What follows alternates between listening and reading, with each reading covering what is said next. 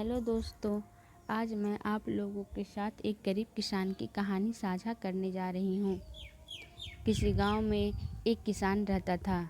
इस संसार में वह बहुत ही गरीब था।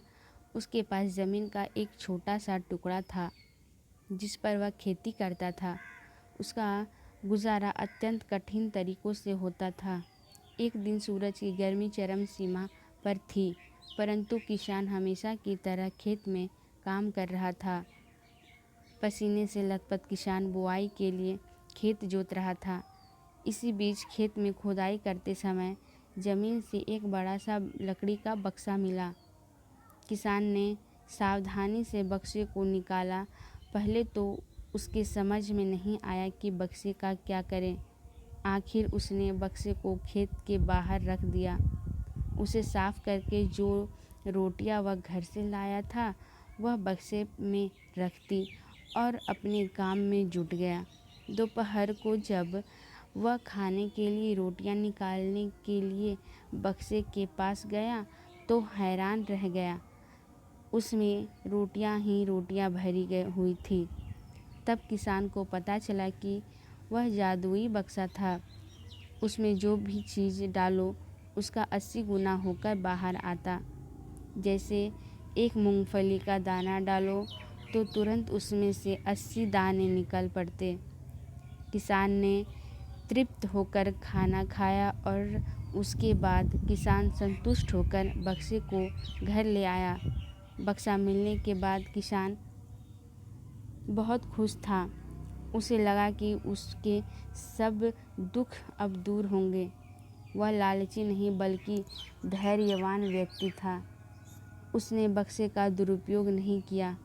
उसे जब भी किसी चीज़ की ज़रूरत होती थी तो बक्से से तुरंत प्राप्त कर लेता।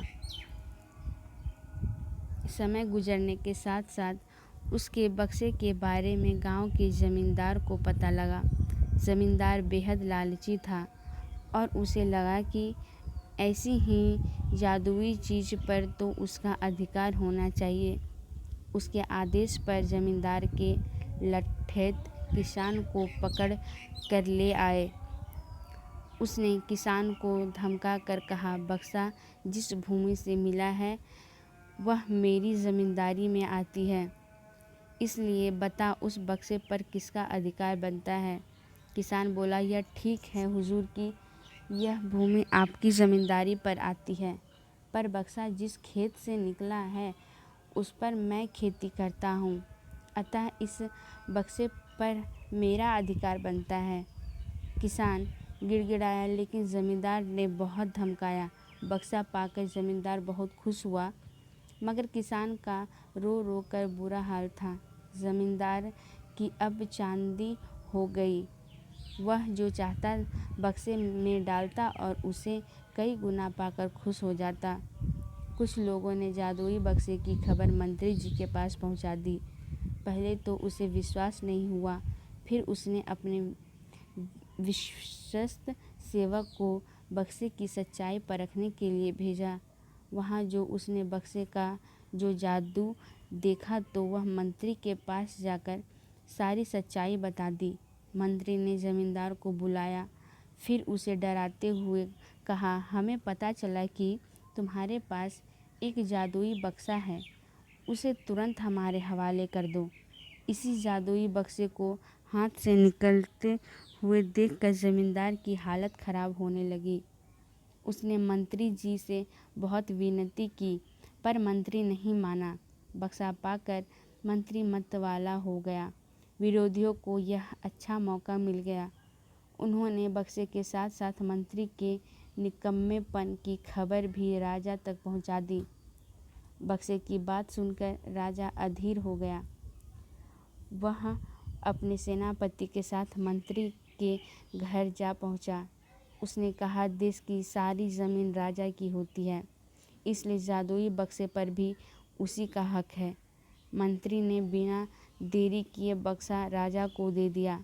जादुई बक्से को पाकर राजा प्रसन्न हो गया। सबसे पहले राजा ने जादुई बक्से की मदद से अपने खजाने की वृद्धि की। फिर राजा को उस बक्से की सुरक्षा को लेकर चिंता हुई। राजा हर कीमत पर उस बक्से को अपने साथ रखना चाहता था। राजा ने सोचा कि इसका रहस्य ज्ञात करना चाहिए कि आखिर इस बक्से में है क्या। यह जानने के लिए राजा उसमें प्रवेश कर बैठा। जब बाहर निकला तो उसमें पीछे पीछे 80 राजा बाहर निकले। असली राजा का कुछ पता नहीं चलता था। वे राज सिंहासन में कब्जा करने के लिए एक दूसरे से लड़ने लगे।